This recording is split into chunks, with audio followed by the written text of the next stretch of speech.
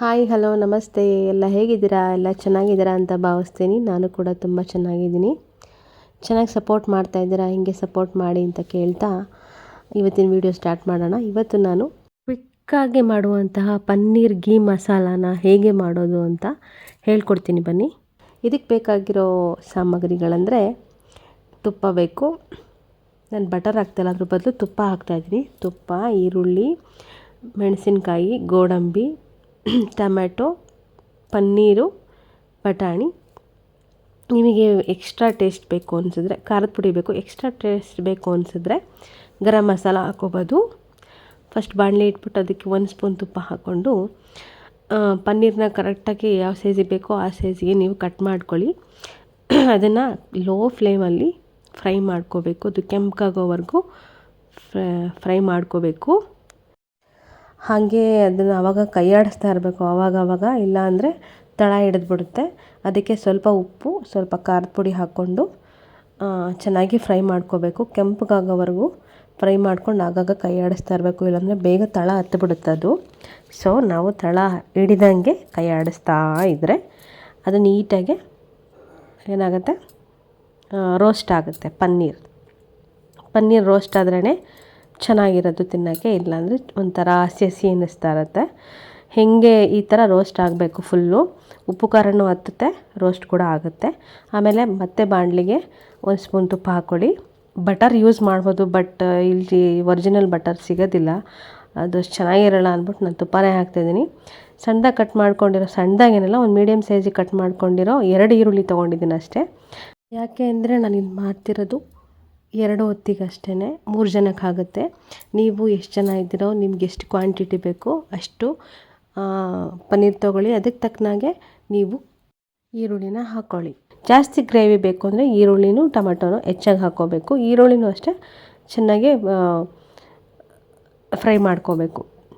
ತುಪ್ಪದಲ್ಲೇ ಚೆನ್ನಾಗಿ ಫ್ರೈ ಮಾಡಿಕೊಂಡು ಅದು ಸ್ವಲ್ಪ ಕಲರ್ ಚೇಂಜ್ ಆದಮೇಲೆ ಟೊಮೆಟೊ ಹಾಕಬೇಕು. ಟೊಮೆಟೊನೂ ಕೂಡ ಮೆತ್ತಗಾಗೋ ಥರ ಕಮ್ಮಿ ಉರಿಲೇ ಎಲ್ಲವನ್ನು ಫ್ರೈ ಮಾಡಿಕೊಂಡ್ರೆ ಚೆನ್ನಾಗಿರುತ್ತೆ. ಕೈ ಆಡಿಸ್ತಾನೆ ಇರಬೇಕು, ಇಲ್ಲಾಂದರೆ ಮತ್ತೆ ತಳ ಹತ್ತುತ್ತೆ.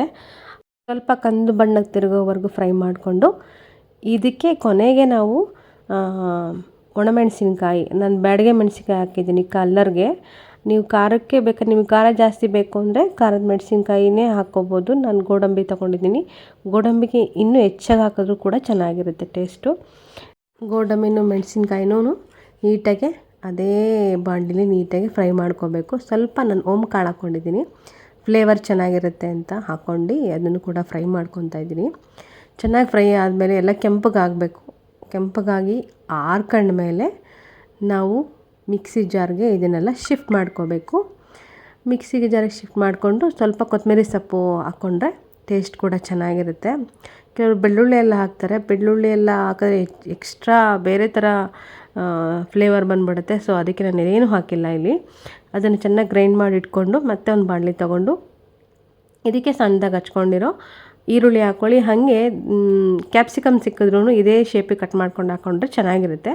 ಸದ್ಯಕ್ಕೆ ಕ್ಯಾಪ್ಸಿಕಮ್ ಸಿಗಲಿಲ್ಲ, ಸೊ ನಾನು ಬರೀ ಆನಿಯನ್ ಹಾಕಿದ್ದೀನಿ. ಆಮೇಲೆ ಹಸಿ ಬಟಾಣಿ ಕೂಡ ಹಾಕಿದ್ದೀನಿ, ಟೇಸ್ಟಿಗೆ ಚೆನ್ನಾಗಿರುತ್ತೆ ಅಂತ. ಬರೀ ಪನ್ನೀರ್ ಆದರೆ ಅಷ್ಟು ಚೆನ್ನಾಗಿರಲ್ಲ, ಜೊತೆಗೆ ಬಟಾಣಿ ಹಾಕಿದ್ರೂ ಕೂಡ ಚೆನ್ನಾಗಿರುತ್ತೆ. ಹಸಿ ಬಟಾಣಿ ಸೀಸನ್ ಅಲ್ಲ, ಸೊ ಇವಾಗ ಅದನ್ನು ಹಾಕಿ ಸ್ವಲ್ಪ ಉಪ್ಪು ಹಾಕಬೇಕು. ಉಪ್ಪು ಹಾಕಿದ್ರೆ ಉಪ್ಪು ಹತ್ತುತ್ತೆ ಬಟಾಣಿಗೆ.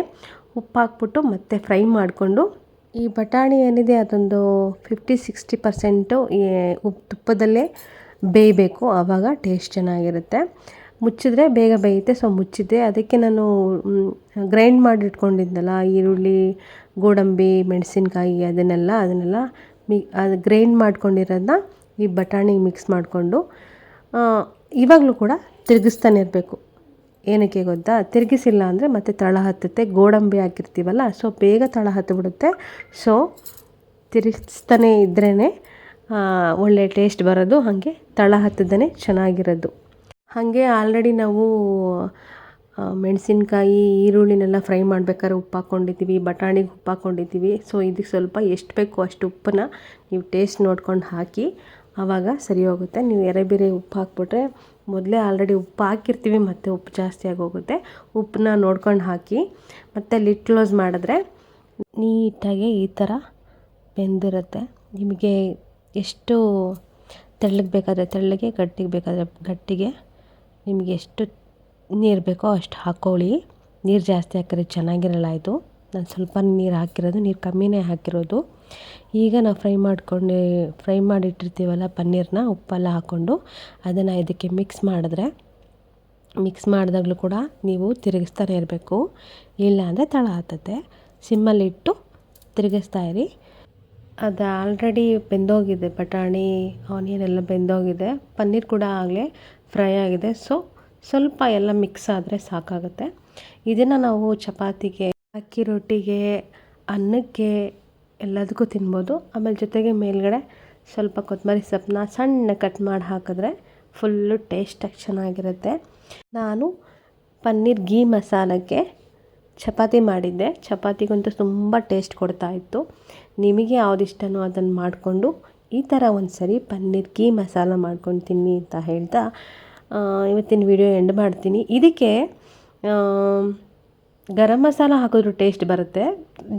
ಗರಂ ಮಸಾಲ ಹಾಕಿದ್ರೆ ಮಾಮೂಲಿ ಮಸಾಲ, ಚಿಕನ್ ಮಸಾಲ ಆ ಥರ ಟೇಸ್ಟ್ ಬಂದುಬಿಡುತ್ತೆ. ಸೊ ಕೆಲವರಿಗೆ ಮಸಾಲೆ ಜಾಸ್ತಿ ಬೇಕು ಅನ್ನೋರು ಗರಂ ಮಸಾಲ ಕೂಡ ಆ್ಯಡ್ ಮಾಡ್ಕೋಬೋದು. ನಮಗೆ ಆ ಥರ ಮಸಾಲ ಎಲ್ಲ ಬೇಡ, ಮೈಲ್ಡಾಗಿದ್ದರೆ ಸಾಕು ಅಂದ್ಬಿಟ್ಟು ನಾನು ಗರಂ ಮಸಾಲ ಏನೂ ಆ್ಯಡ್ ಮಾಡಿಲ್ಲ ಇದಕ್ಕೆ. ಬರೀ ನಾನು ರುಬ್ಕೊಂಡಿರೋ ಮೆಣಸಿನ್ಕಾಯಿ ಅಷ್ಟೇ ಹಾಕಿರೋದು. ತುಂಬ ಟೇಸ್ಟಾಗಿತ್ತು. ಚಪಾತಿ ರೊಟ್ಟಿಗಂತೂ ಇನ್ನೂ ಚೆನ್ನಾಗಿರುತ್ತೆ, ತುಂಬ ಚೆನ್ನಾಗಿರುತ್ತೆ. ಯಾರು ಈ ಥರ ಈ ಸ್ಟೈಲಲ್ಲಿ ಪನ್ನೀರ್ ಗೀ ಮಸಾಲ ಮಾಡಿಲ್ವೋ ಮಾಡಿ ನೋಡಿ, ಟ್ರೈ ಮಾಡಿ. ಹಾಗೆ ಯಾರೆಲ್ಲ ಈ ವಿಡಿಯೋನ ಫುಲ್ಲು ನೋಡಿದ್ರೋ ಎಲ್ಲರಿಗೂ ನನ್ನ ತುಂಬ ಹೃದಯದ ಧನ್ಯವಾದಗಳು.